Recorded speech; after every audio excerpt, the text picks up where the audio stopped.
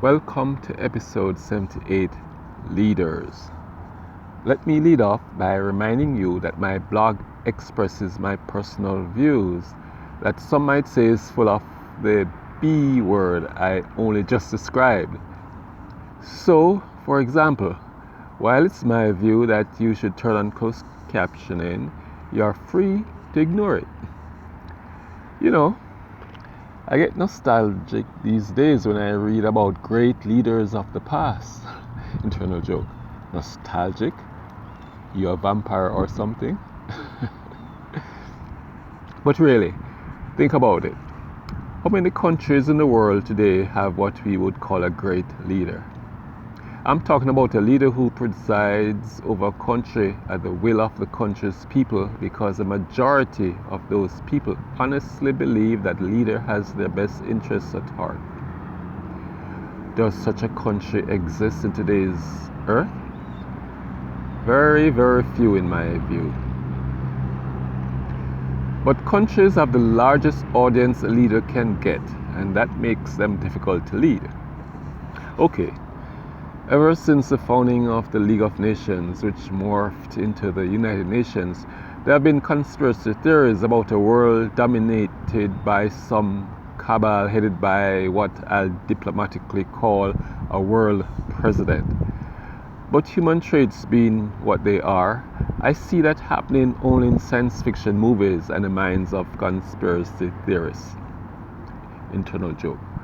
Or by coincidence, perhaps? Why do I think so?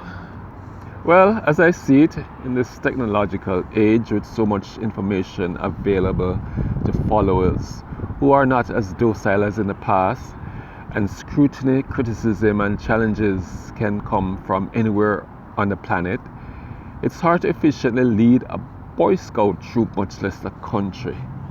And while many companies and organizations, including political organizations, have visionary leaders, there is still the question as to whether they are great leaders.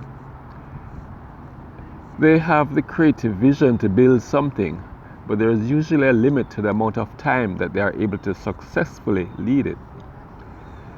Leaders are really rulers.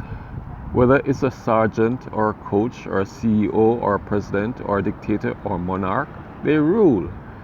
But they attain their position through appointment or ownership or conquest, and they rule their fiefdom until a majority of either those that report to them or those they report to, or at least in a supposedly democratic situation, those who oppose them decide they don't want them ruling anymore.